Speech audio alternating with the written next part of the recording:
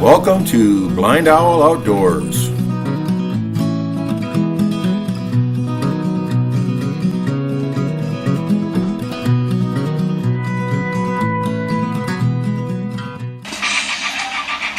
Hi, welcome to BlindOwl Bushcraft and Survival.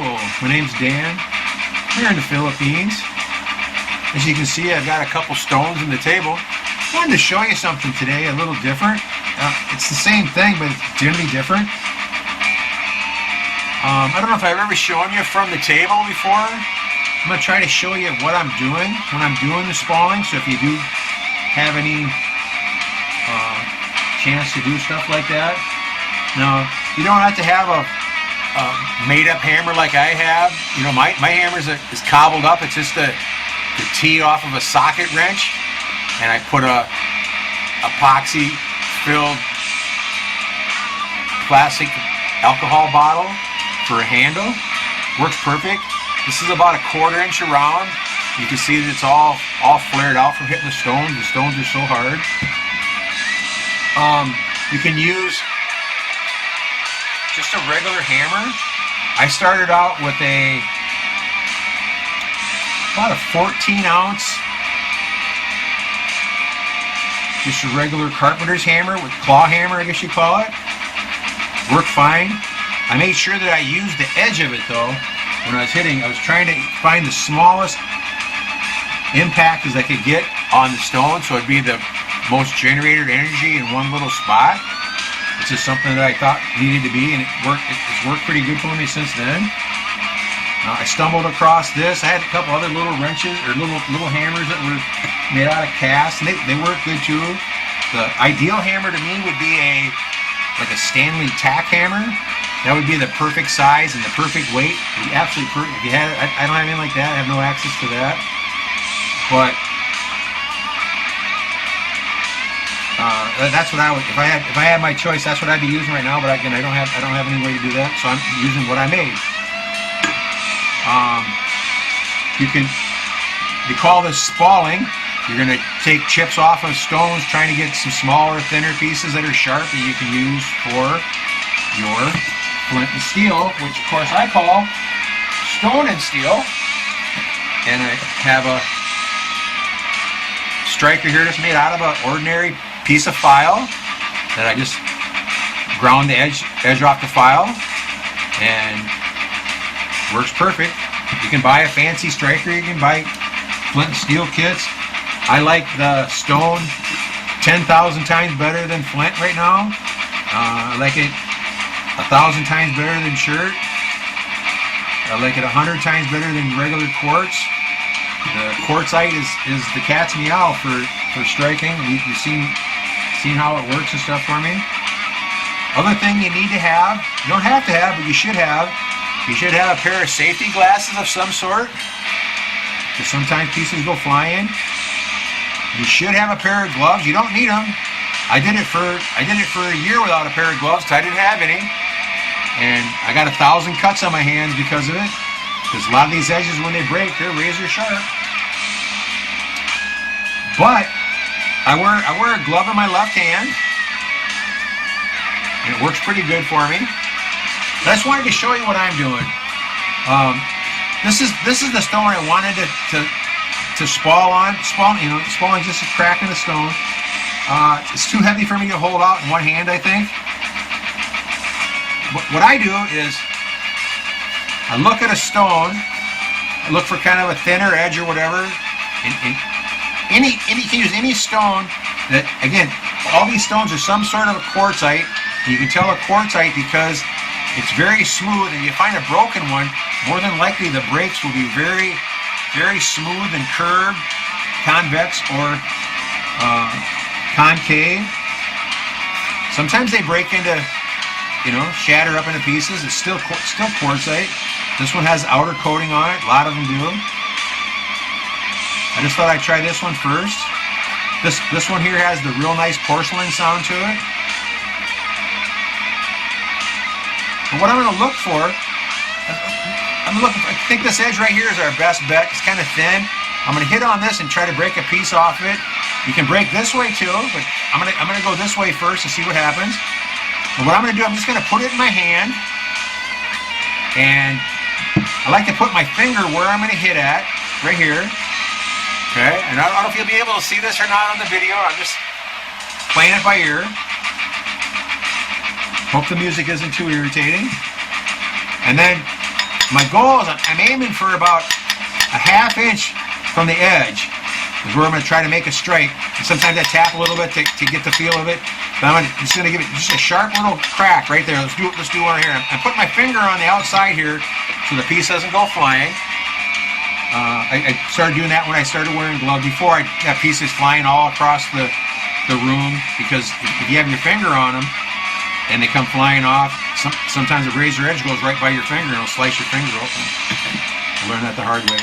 So I'm going to aim right about here. A lot of times you hit too far back and you get a big wide piece or a chunk. But if you hit the right spot on the right stone that has the right graining or whatever, you get a nice piece. We'll go right here. I'll try the first shot here. Just going to go for just one nice little whack. Okay. That just broke off a chunk basically. This is a special stone here, guys. I can tell you that right now. It is just glass smooth inside, which is very unusual. Usually it's a little grainier inside. Just knock this edge off here. It's just razor sharp. Another little piece came off too. Little pieces are good too. A lot of times it's hard to find the grain of a stone that's going to give you the pieces. Let's try going back against the little overhang. I'm going to kind of lean it here, I think, a little bit. Might help a little bit for my balance. But I'm aiming right again. I'm aiming for that spot right there where the hammer's at.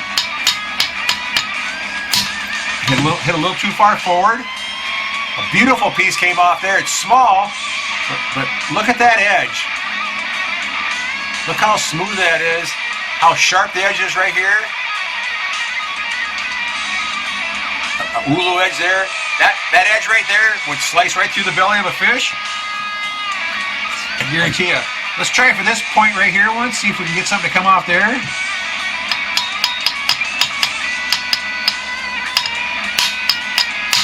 There you go. That time I think I hit. There's a piece that's like a jigsaw puzzle. I think I hit right about there, and it broke right behind the hammer. But a nice piece came off there. Look at that. Is that spectacular or what? Look at this edge here, guys. Look at this front edge. That is absolutely wicked. Goes right down to a razor here too. The back edge is rough, but it's all good. Now, this stuff right here is, again, it's so hard and dense that I can't even feel my fingernail rubbing on it. So that's very, very good. That's probably why this big piece has the porcelain sound to it. Okay, now we took pieces off this side. Let's turn it back over and try to hit on where it's thin on this side. I don't know how that'll work. A lot of times you can feel on that once you hit a couple times, you'll see which way it'll break. Some will break good one way and won't break the other way, or it'll shatter one direction. So I'm going to aim right about there again. I'll pull it down. Then I think I'm missing because I moved my other hand. Let's try here. There you go. Look at that. Just like glass. So you got 1, 2, 3, 4, 5, 6. The 6 edges is about 3 inches long. 6 edges. That's a beautiful piece there, guys. All these little corners are so sharp. In fact, this is the size I'm looking for right here. Covers my fingers, easy to hold on to. These little pieces are absolutely wicked, great for like an Altoids tin stone and steel kit.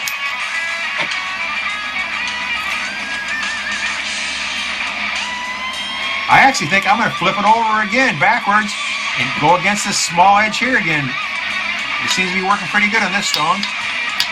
I'm going to aim right about here.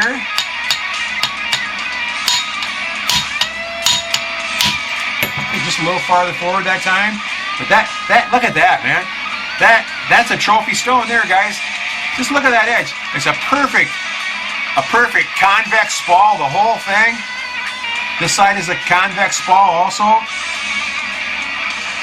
A 2-inch razor sharp edge right here.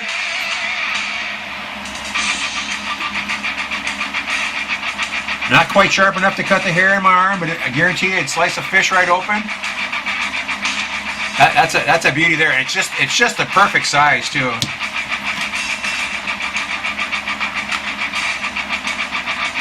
Now I got a big point here. I think I'll come at it from this side because it's kind of concave here. This time I'm gonna move back a little bit. I'm gonna try to hit about 1 inch out, hoping this whole big piece will come off and leave me with a line.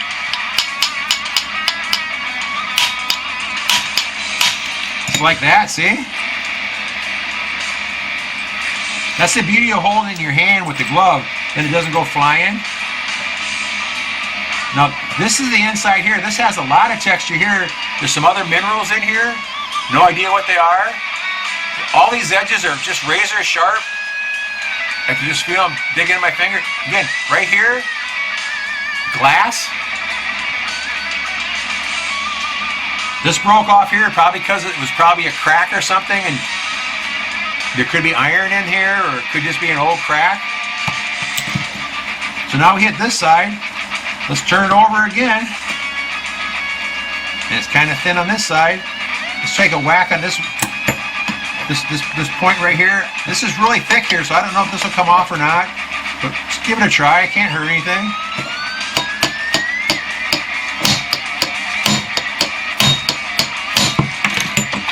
Went right through the hole. That was a pretty thick piece there, came off. A big chunk came off. Probably take this little piece right here off. This one might just shatter. Oh wow, nice little thin piece came off. Absolutely beautiful. Glass again.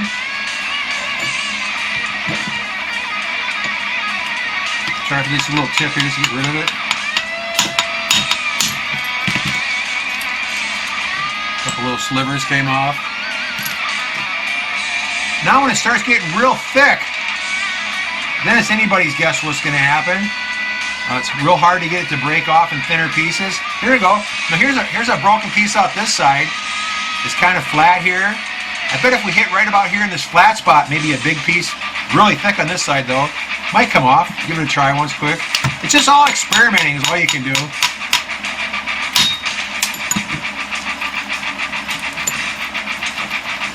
Wow, there's a wicked piece there, guys. Look at the edges on that. That edge there is so thin. Pretty big old chunk, but it's got some nice edges on it. Flip it over.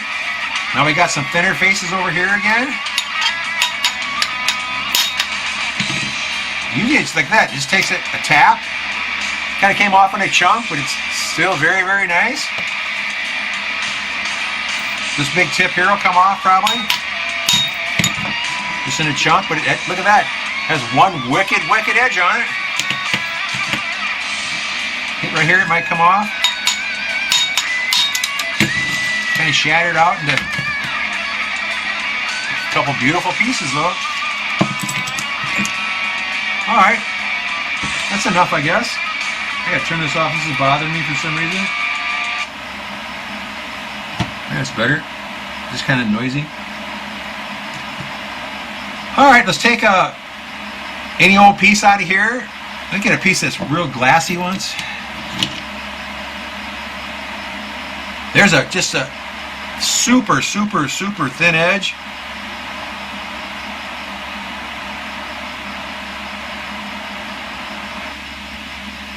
Still doesn't shave the hair very good.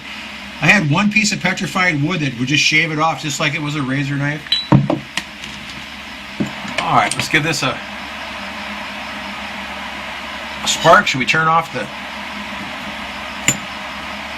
light in the fan for a true spark?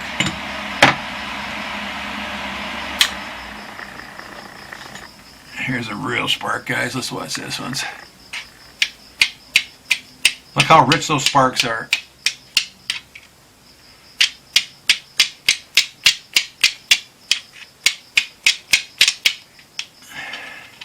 pieces are so sharp on the edges here, I don't want to slice my finger. I'm not hitting very hard, just kind of scraping on it. Guarantee you that'd light a piece of char cloth. So that's all I got, guys. That's my little spalling tutorial for you. Go out and find a couple stones somewhere. And again, look for anything that's smooth, anything that feels smooth, and like chunks of flat stuff. A lot of times you can find them on railroad tracks. You can find quartzite. Sometimes you can find it in gravel. A lot of rivers will have pieces of it here and there. Another thing, always keep your eye open for quartz. You know, quartz is kind of clear looking. Yellow or sometimes black, depends on the variety of it. But it all sparks nicely. The quartzite, I like the quartzite the best. There's a bigger piece there. Look at this. Look at the sparks. Look at those sparks there. Look at that, man. That is something special, guys.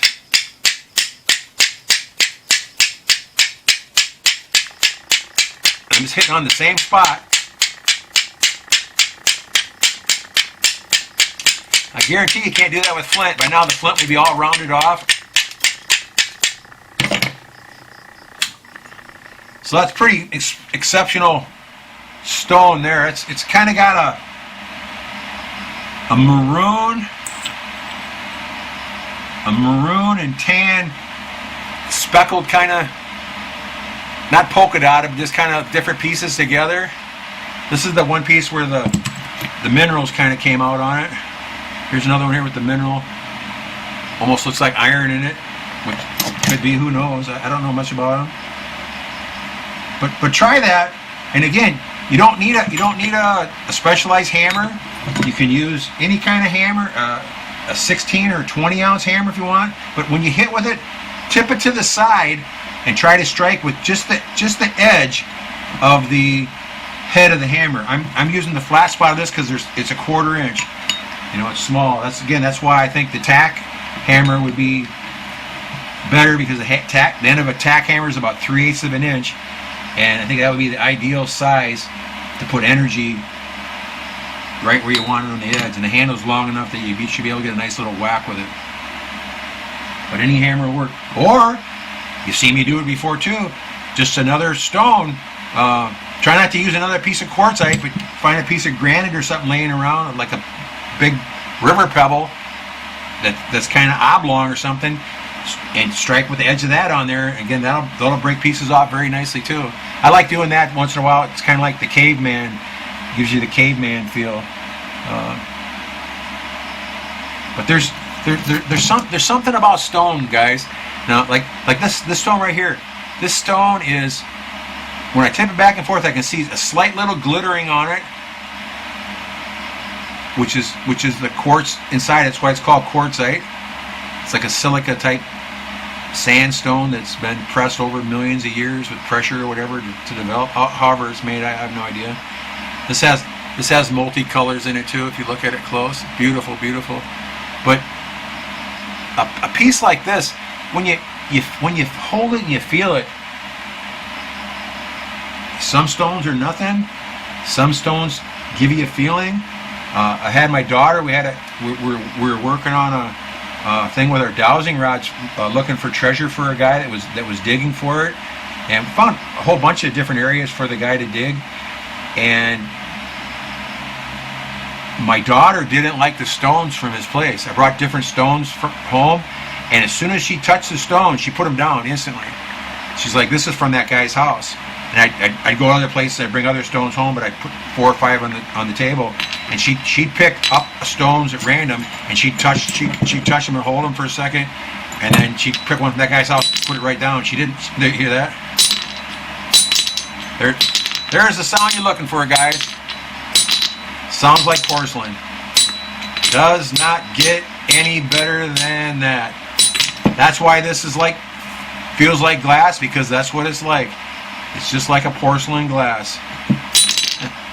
That's so cool. I actually think it's the big. I think it's the big stone that's making the sound. But it's fantastic stuff. So go out and have some fun. Give it a try. Hashtag 22 a day no more.